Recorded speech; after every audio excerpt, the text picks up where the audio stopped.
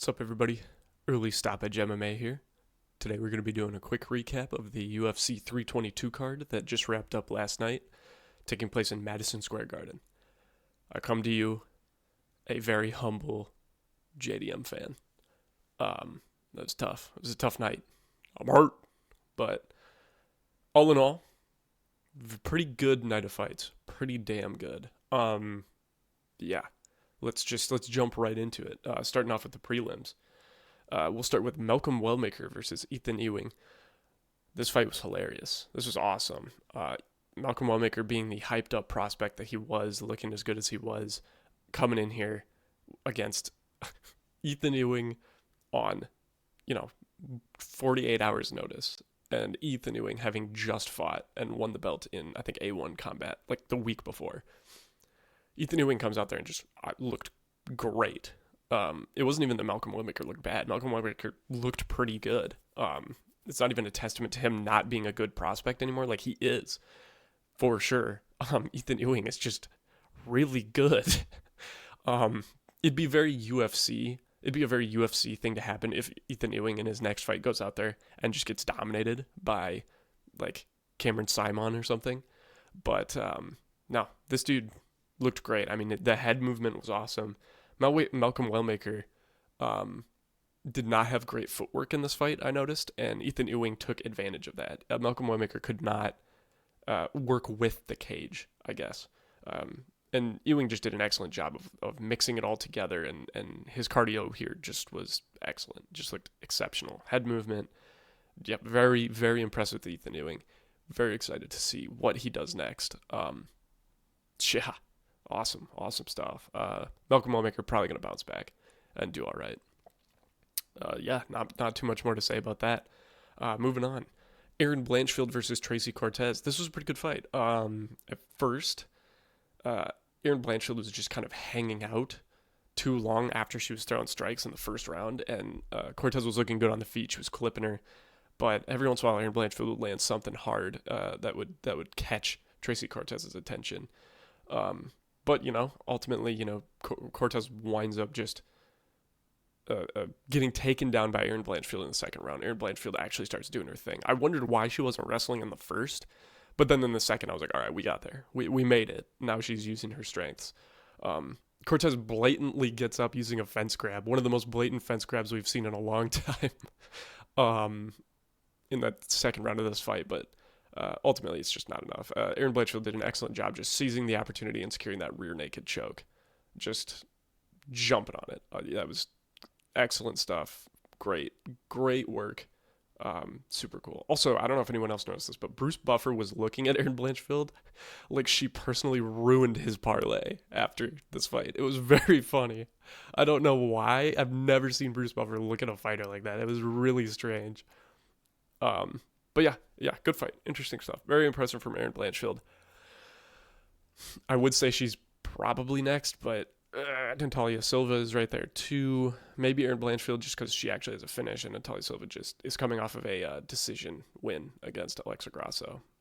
Or maybe they both fight each other again. Who fucking knows, honestly. Yeah. Moving on to Roman Kopylov versus Gregory Rodriguez.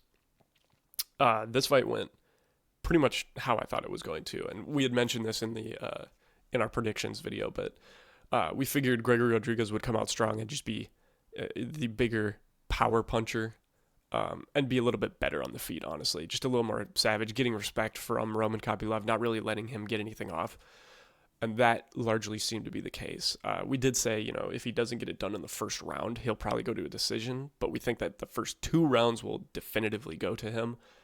And I think that we saw that play out almost exactly. I think he won the third as well against Roman Kopylov. He definitely slowed down. We've definitely seen that Gregory Rodriguez has 2 rounds of good cardio, and then the third one is questionable, but he can hang in there. The dude is super dangerous. I mean, like, this dude just, when he throws, he is a menace. He has to get it done in the first or the second round. It was interesting, though. He was fighting way more patiently in this fight than we've seen. Although kudos to Roman Kopylov. He hit a beautiful judo trip that threw Gregory Rodriguez up like he fucking tried to kick the football from Charlie Brown and just landed right on his back. It was awesome. Yeah, going forward, RoboCop needs to use more of his kicks too, because like that was incredible. His kicks were nasty. He was getting Roman Kopylov's attention with them. He can set stuff up with them, and he just kind of abandoned them part of the way through the fight. And I was like, damn, I don't know why he did that. Yeah, it was good stuff though. Kopylov just had nothing for Rodriguez in this fight. I just really just did not have much. But yeah, Roman Kopylov, by the way, huge. Like, Gregory Rodriguez is fucking enormous. Like, you see him standing next to light heavyweights. Like, seeing him next to Alex Pereira. Like, he's big. And Roman Kopylov looked a lot bigger than I thought he was going to in this fight. So, yeah, kudos to RoboCop. Good performance. Very nice, very nice. Yeah. Trying to think of anything else memorable that happened. Oh, Joe Rogan was talking in this fight, like, right at the end. Gregory Rodriguez grabbed a leg lock on Roman Kopylov, or tried to. And just did not have it at all. Like, didn't even kind of have it. And Joe Rogan was like, he's got it. He's got it. And that was really funny. Because what the fuck? What was he talking about? Yeah. Neither of these dudes have any interest in, like, cutting angles or the technical aspects of fights anymore, too. It's just back and forth, like, running into each other and throwing punches. I think that going forward, that's going to be a theme. And I think that it's going to hurt both of their careers. I don't know if Gregory Rodriguez, because of the cardio limitations and some of the technique limitations, can get all that high in the rankings. Whereas I think before I thought maybe he could. Yeah. Moving on. We've got Bo Nickel versus Rodolfo Vieira. I thought Rodolfo Vieira would look a lot better in this fight. But that being said, he did not. He got smoked by Bo Nickel. Bo Nickel just... It's a weird fight because other than the kick at the end, it kind of sucked. I'm gonna be honest. Like, Bo Nickel does not know how to wrestle off of the fence. Out in the open, he's doing fine, but up against the fence, like, he just does not have those skills or understand what he kind of needs to do there. I have absolutely no idea what Rodolfo Vieira's game plan was here. Did not try to wrestle with him or use his submissions or anything. He just basically stood there and boxed. And you could even see, like, Bo Nickel in these boxing exchanges was still afraid to take some of the shots because he would kind of close his eyes and turn away from Vieira when he was, like, throwing out some higher input, like, moments, or, like, throwing harder. So yeah, I that was kind of the takeaway. Oh, people should kick Bo Nickel's legs more too. Like, Rodolfo Vieira was throwing some kicks at Bo Nickel, and it became increasingly clear. I watched a few, and I was like, this dude has absolutely no idea how to check kicks, or no instinct to do so. So going forward in the future, like, people should be dealing with him that way, especially strikers. Yeah, I just... Why this fight was... I'm sitting here watching this fight, and I'm like, why are we watching two of the, like, premier grapplers in this promotion fucking strike? Neither of them is all that great at it. Yeah, every Bo Nickel fight seems to just be him trying to strike with another wrestler with subpar striking. And just because he's younger and more athletic, he will do shit like get the knockout that he got on Rodolfo Vieira. So, congratulations to Bo Nickel. You outstruck another wrestler. That is awesome. All jokes aside, the kick was impressive. I will give him that. The kick was impressive. It was nasty. Kudos. But genuine question, does the wrestling fan base that comes to UFC cards to watch Bo Nickel fight, do they enjoy just watching him strike? Because aren't they there to watch him wrestle? It's a weird conundrum for me. I don't know. I did not think this fight was all that entertaining up until the head kick, which kind of saved it. Yeah. Need to see more jabs from Bo Nickel moving forward. Good KO. Okay, moving on to the main card finally. I will try to keep this as brief as possible. There's a lot to talk about with this card. It was pretty darn good. This fight, I had this moment watching this where I was like, oh no, you guys, I think Benoit Saint Denis is just good. Like, actually just good. Like, I think we watched him have a bad performance against well, obviously Poirier was too high of a jump. That's more or less understandable, and it's fucking Poirier. But two, I just think that, like, his fight against Moicano, yes, there are a lot, like, holes in his game, but I could have just been an off night. Who knows? Because Benoit Saint Denis has been on, man. Going out there, he just smoked Beneil Dariush like so fast. Beneil gets in the clinch, and in there, kind of trying to separate. Benoit just throws this fucking hook overhand around Beneil Dariush's like arms, clocks him right on the side of the head, and just fucking put him down on his face. It was sad to see, honestly, because from Beneil, like that's it. Like the chin is completely gone, and yeah, he looked good in the first 15 seconds of this fight, but Benoit was going to find that one way or another. I think Benoit's pressure is good. I think that he can find stuff, and he's tough, so he can just kind of eat shit and push forward. And I think it's going to be an issue going forward. Like I think people are not giving Benoit Saint Denis the credit he deserves, because they'll say like, oh, Beneil Dariush's chin is washed, but it's like, yes, if you're fighting someone whose chin is gone, you should KO them in 16 seconds. Like that is the best case scenario. Am I wrong? So yeah, very funny when BSD knocked him out. Like he looked like he just straight up felt bad.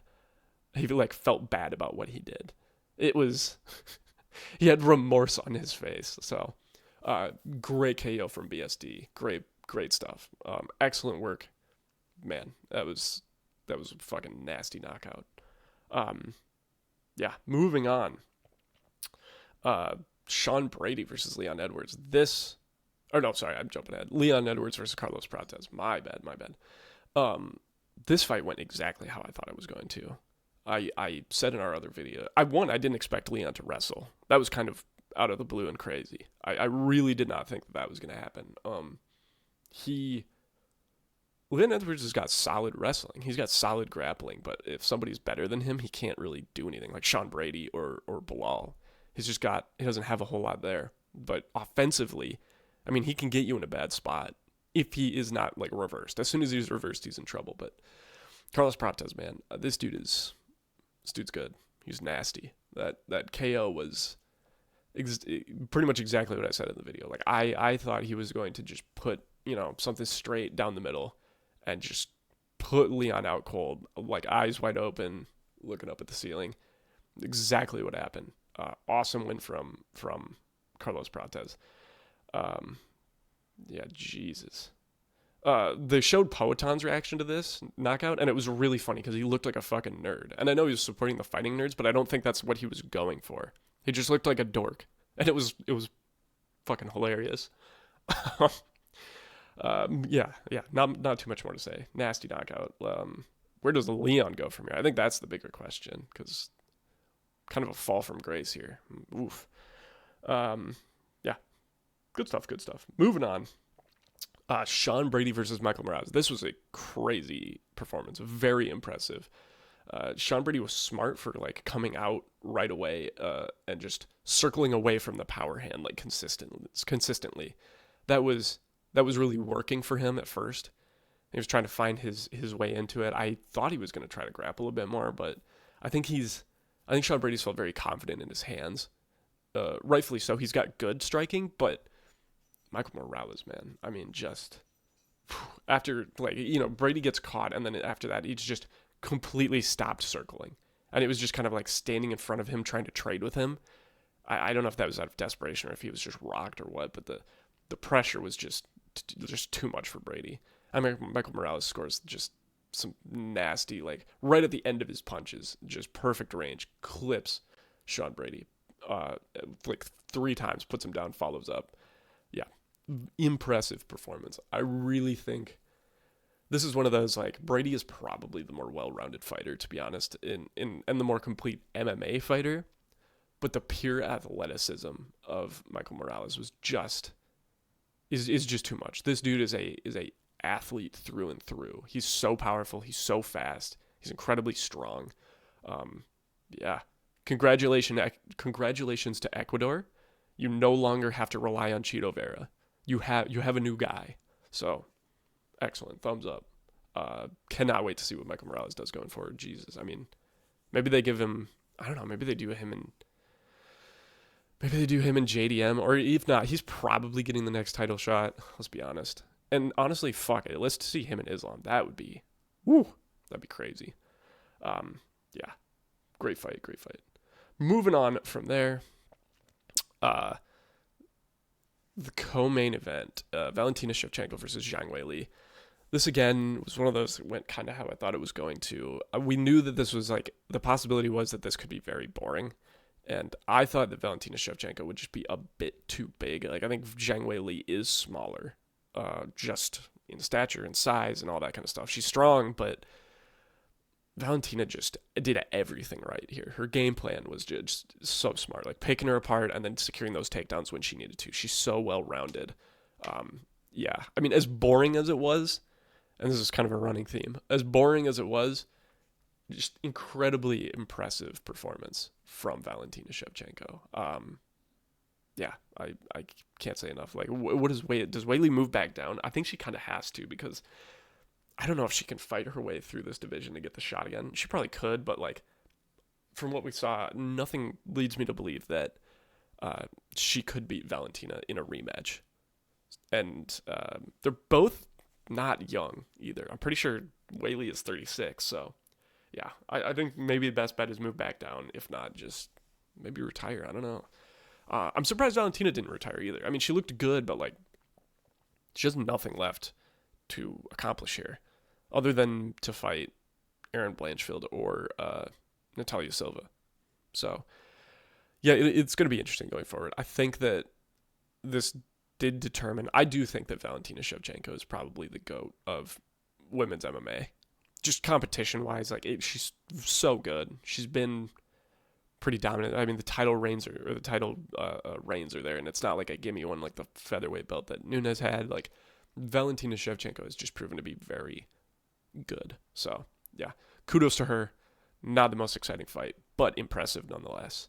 Yeah, not too much more to say. Moving on to Jack Della Maddalena versus Islam Makhachev. This one hurt. I think part of the reason this one hurt too is that I thought it was going to be really entertaining, and it wasn't at all, because we've been so accustomed to Islam Makhachev being such an exciting fighter that gets finishes and that just will kind of stand there and put himself in, sometimes in bad moments, or get put in bad moments. But man, he looked great in this fight. I mean, this was a Khabib performance. Like, he went out there and just wrestled. Like, I just wrestled like nobody's business. He wanted absolutely nothing to do with Jack on the feet, which I think is smart. It was a smart game plan for sure.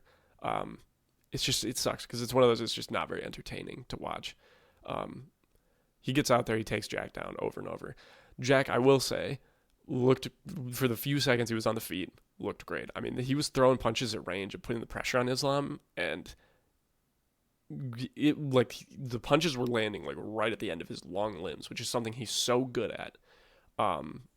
But he just could not prevent those takedowns. His leg was clearly hurt. It was pretty bad. Islam Makhachev kicked it and just gave it issues. It was like one of those, like, you just get kicked and it was a bad one. You could see Jack Della Maddalena, like, from the first round on, wincing. And we've seen Jack fight through a nasty-ass broken arm, among other things. And he was wincing bad the entire fight, which, who knows how much that factored into his performance here. I don't really know. Because it's hard to say. It did feel like an off performance from Jack. Usually it feels like he can get more off, but he was doing most things right. He's posting where he needs to post. He's moving where he needs to move. He's trying to make action happen so they can sprawl out. But I mean, Islam is just a step ahead of him here. He just was that good. There's no way around it. Islam was smart. His game plan of taking Jack down, especially in the middle of the cage, which I think was the plan, because Jack uses the fence to get up very well, and he just couldn't do it because they just weren't near the fence. And it was like every time Jack would finally, over the course of the round, get over to the fence and start to stand up and really build his base, the round ended. That was this fight for 5 rounds, and I'd be curious to see if Jack is injured in any which way, because that would be interesting. That'd be good to know. As a JDM fan, is it Cope? Almost certainly, but I do think that he was hurt, and I think it affected his performance. I don't know if it would have gone any different necessarily, but yeah, he just he had a hard time here, and I can't help but feel like it was because every time he tried to move while Islam was on top, he was just wincing. So, yeah, kind of a dull fight because JDM's defense on the ground was also very good, which led to Islam Makhachev just constantly trying to make things happen and Jack just defending them all. So really it negated and just turned into Makhachev laying on him, which, sometimes that's how these things go. I would say the best fight of the night, or the most exciting fight of the night with just expectations and the stakes, was probably Sean Brady and Michael Morales. It was really a surprising performance from Morales, considering how good Sean Brady is.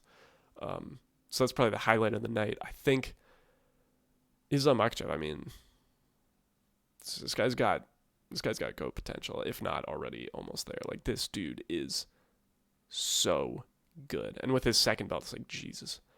I think Islam Makhachev beats a lot of people at welterweight. I think that he's filled into the weight class very nicely. I don't know who's going to be able to deal with this. I really don't. Maybe Michael Morales. Who knows? But no, overall, pretty great card up until those last two fights. But again, boring fights, but impressive performances. So you take what you can get. Moving forward, it'll be interesting. We're in an interesting place. I do think this only solidifies that we have to see Topuria versus Makhachev. That has to be next, if not on the docket somewhere. Yeah, thanks for watching, everybody. Interesting card. Would love to know what you think. Leave your comments down below. Have a great day. Peace.